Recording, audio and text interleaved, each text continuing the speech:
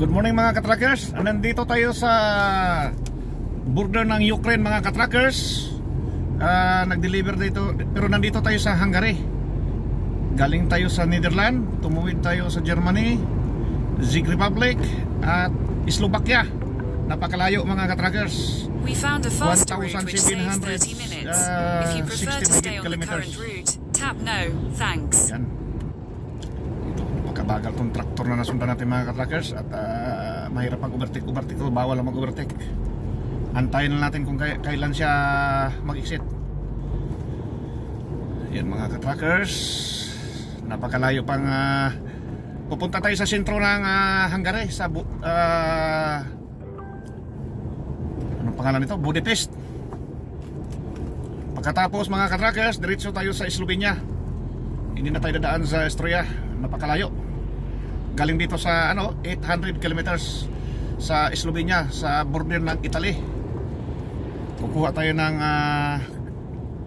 pangarga doon, container, dadalhin natin sa Poland. Ganyan ang buhay mga katrackers. Ito, lalo na ngayon mga katrackers ay mayroong balita na yung Ukraine nagpapalipad na ng mga long range missile. Kaya nakakatakot ito banda mga katrackers. Kailangan makaalis tayo dito. Makagaganti yung kalaban. Kasi nagbabanta, nagaganti rin. Kasi pumayag na si Biden na gagamitin na yung long range missile. Ito na kaya ang hudyat ng third World War III. Kaya magdasal na tayo mga katrackers na sana ay hindi matutuloy. Pilipinas parang nag-ano na rin yung China, North Korea, agresibo na. Pero ako mga katrackers, hindi ko natatakot kahit nandito ko sa Europe. Kasi ito yung Europe ang magiging sentro ng bakbakan. Pero buong mundo yun ang tinatawag na World War III. Kaya, at malapit na rin babalik ang Panginoon mga katrackers, si Jesus Christ. Yun ang palatandaan natin mga katrackers. Kasi ang Israel, tingnan mo, dami pinalibutan ng mga kalaban. Pero panalo pa rin ang Israel hanggang sa kasalukuyan versus Iran at sa kanyang mga bata-bata. Yan mga katrackers. Ang ating palatandaan mga katrackers, once na matalo na yung Israel mga katrackers, yun na yung katapusan ng mundo, the end of the world. Hahari na yung mga katrackers. Si Lucifer ay maghahari na dyan. Kaya bago ang lahat na hindi pa mangyayari yan, kailangan tanggapin natin si Jesus Christ as a personal Savior. At susundin natin yung mga patakaran at kagustuhan ng Panginoon para sa atin. At hindi niya tayo pababayaan mga katrackers. Kaya papakita natin ang kwentuhan. Yan mga katrackers, andito tayo sa Road 573. Malapit sa Ukraine talaga to mga katrackers. Ayan. Dito tayo sa looban ng Hungary. Dadaan pa tayo sa parang malapit rin sa Romania, Serbia. Yan, marami tayong mga lugar mga katrackers na mapupuntahan natin mga katrackers. Kaya kung kayo ay gusto nyo magka-trackers, yan, medyo maulan-ulan mga trackers at madulas-dulas. Kasi marapit na mag-ulan ng snow. Grabe, napakalamig na. Minsan 1 na lang ang temperatura. Doon sa Pulan, umulan na ng snow, kaso lang nalusaw kagad. Hindi pa siya hinog o hilaw pa.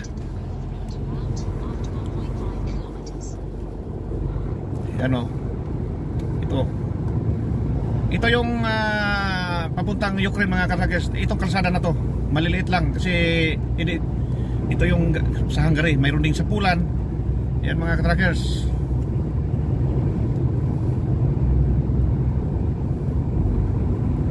Galing tayo sa Netherlands. Naiwan ko lang kung saan yung klaseng pangarga, yung mga raw materials. Galing ba sa Indonesia, Pilipinas, kasi mga guma. Sa Michelin mga katrackers na kumpanya pinupunta natin mga katrackers, gagawing gulong ito mga katrackers. At iproseso pa nila. At gagawin namang gulong. Perang iproseso pa. Kasi alam nyo ang gulong na Michelin ay napakamahal dahil nakabalot ng steel ply. Hindi kagaya sa ibang mga gulong. Kaso lang napakamahal at napakatibay naman. Yan mga ka-trackers. Marami pang roundabout dito mga ka-trackers. At maya-maya darating tayo sa E79. Yun ang pinaka-highway papuntang Romania. Magjujuin na tayo papuntang Budapest. Budapest pa kung hindi ako nagkakamali. Kasi hindi pa natin gaano kabisado mga ka-trackers. Yan mga ka-trackers. Parang siyudad, ano to mga ka-trackers, sentrum or yung sentrum dito sa Europe, kumbaga sa atin ay public market. Yan. Yan mga ka-trackers.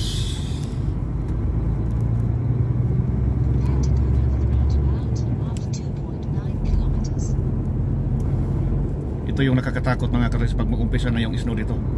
Kasi maliliit lang ang kalsada.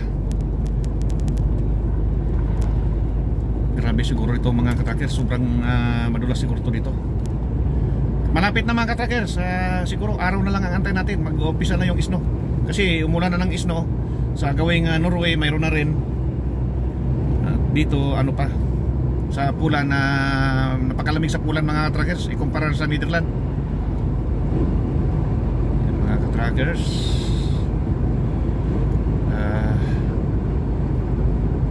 Madali lang ang sikreto dito. Susundin lang natin ang batas trapiko, kung anong mga traffic signs, traffic rules susundin natin para hindi tayo magkaroon ng problema. Sana mga ka-trackers, alam nyo naman na ating YouTube channel ay charity channel to. Hindi to pang sarili ko. Kung hindi para sa mga kabataan, may pera na tayo mga ka-trackers. Kaso lang mga ka-trackers ay nakakalungkot naman. Dahil kukuntin lang ang manonood sa atin mga ka-trackers.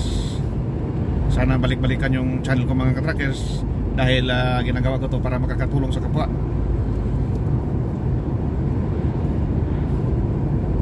Ganito talaga ang buhay namin mga ka-trackers. Yung mga gustong mga pupunta dito, interesado, kung mayroon kayong katarungan, pwede kayo mag-message ito kasi magre-reply naman ako mga ka-trackers.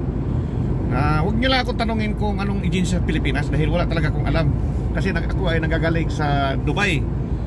Ang maganda pa, para hindi tayo mabudol-budol o ma-scam, hindi masasayang ang pera at panahon natin, punta na kayo sa PIUE. Doon na kayo doon nyo makikita yung mga legit na agency.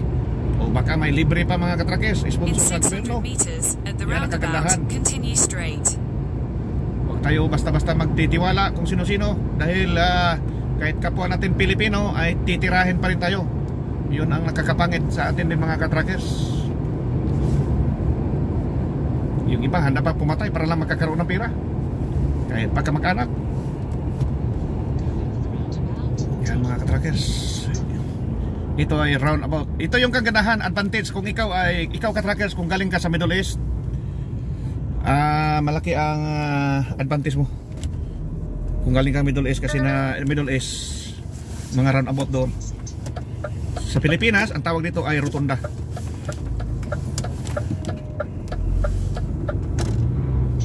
Pero may mga rules and regulation kasi yan mga ka-trackers. Dito sa Europe, hindi ko ganong na yung roundabout. Pero sa Dubai, priority yung left, nasa left. At saka nasa loob ng roundabout, sila yung priority. Kung ikaw ay papasok pa lang, mag-antay ka na yung siguradong safety at wala nang sasakyan sa loob. Kasi once napapasok ka at mabangga, automatic ka talo. Wala nang maraming paliwanag. Yan mga ka-trackers. So, tingnan nyo, namamatay na yung mga mga ka-trackers. Yung mga puno parang namamatay na. Pero ito na yung hudyat, palatandaan na malapit na talaga mag-ulan ng snow. At kami ay papayag sa hindi talagang ulan ng snow, pero mas gustuhin namin na wag na lang sana. Kaso lang talaga ito rotation cycle ng 1 year cycle. Shout out sa ating lahat mga ka-trackers. Yung iba ay parang natutulog na o nakalimutan ako. Minsan kasi matagal na nasundan yung pag-upload natin ng video. Marami sana akong mga video. Kaso lang mga katrackers, ay minsan tinatamad na ako sa katrackers, sa totoo lang. Biruin mo naman yung mga manonood sa atin ay kukunti na lang.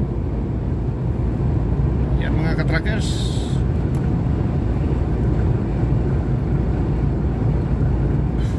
Ganito talaga ang buhay namin. Kailangan nga kakayod para sa ganun ay matustusan natin yung pangailangan ng ating mga anak, lalo na sa pag-aaral nila, dahil mayroon pa akong 2 estudyante. Kailangan talaga mga katrackers, at ako ay matanda na, kailangan mag-ipon-ipon din ng pira. At siguraduhin natin, challenge naman ito, bawat isa, OFW man at hindi ka OFW o nasa Pilipinas ka lang, kung hindi ka nagtatrabaho sa company or government, magbayad ka ng ICC mga katrackers, self-employed. Yun lang mga katrackers ang may payo ko sa inyo, dahil sa atin din yun babalik. Huwag kang magtitiwala sa mga private na mga insurance, dahil nakikita nyo naman maraming mga private na insurance na bankrupt, nag-file ng bankruptcy, wala na, tiway na yung pira natin mga katrackers. Kaya ano mga katrackers, huwag ka na lang iiwasan talaga na dito ka na sa is. Ito yung sigurado talaga. At yan mga katrackers, para pagdating natin sa panahon na lalo na sa akin na mayroon akong high blood, pambili ng gamot mga katrackers, pangkain, kasi hindi ka naman makatanggap ng senior citizen na galing sa government, dahil basta mayroon kang pensyon hindi ka allowed, kasi yun ang pinimigay lang sa mga walang mga pensyon, yung senior citizen. So 1,000 yata every month, or depende sa lugar. Nalaking tulong na rin yan mga katrackers, kasi kung dalawa naman 2,000 buwan-buwan. Alam na naman natin mga katrackers, hindi na kailangan i-memorize na mas marami ang naghihirap sa atin kaysa mayaman. Pansinin nyo mga katrackers, sa panahon ng calamity, ang namamatay mga katrackers yung mga mahihirap, yung masalanta ng bagyo, lindol. Pero yung mga yaman ay nasa safety na lugar. Pero tayo mga katrackers, kasi galing din ako sa talagang yung magulang ko, wala naman kami wala kaming lupa na nasa bundok lang. Kape plantation. Hindi naman isang bisis lang mag-harvest sa isang taon. Matagal pa masundan. Yung pag-harvest yan, mga 4 o 5 bisis. Pero mag-antay ka naman ng isang taon na naman pagkatapos yan. Kaya sanay ako sa mahirap na buhay mga katrackers, yung nag-ulam ng asin, mantika, tuyo, minsan wala pa, at nilalagyan pa ng saging, karlang. Mas mabuti pa yung kamote, kasi medyo masarap pa kainin. Wala na tayong ibang choice mga katrackers kung ganyan talagang gagawin. Ay para tayo ay mabubusog. Pero mahirap nga sa totoo mga katrackers, pero mayaman naman tayo sa mga katrackers, sa puso. Lalo na kung mayroon kang Panginoon sa buhay. Kasi ang kaligtasan hindi nagdepende sa pira to mga katrackers. Kung hindi yung faithfulness mo sa Panginoon, minsan nakakasala rin tayo mga katrackers, dahil tao lang tayo, hindi natin maiwasan maraming tentasyon sa buhay. Pero huwag natin kalimutan ang paggandahin natin ang relasyon natin sa ating Panginoon. Kausapin natin araw-araw, oras-oras mga katrackers. Siya lang tanging tagapagligtas sa ating buhay, siya ating personal savior. Lalo na ngayon, paparating na yung malalaking gulo mga katrackers. Maniniwala ka sa hindi, darating talaga yan. At nakasulat sa Biblia, at makikita natin ngayon sa kapaligiran. Ito na mga katrackers.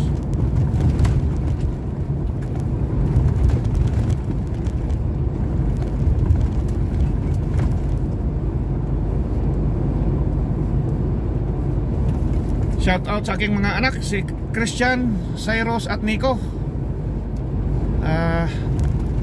Yan, malapit na ang Pasko. Advance Merry Christmas sa ating mga kapwa OFW dito, sa ating mga kasamahan dito sa YouTube, lahat-lahat na aking mga kamag-anak, Maraming salamat. To God be the glory. Sige mga katrackers, kasi mahirapan natin mag-upload dito mga katrackers. Maraming salamat.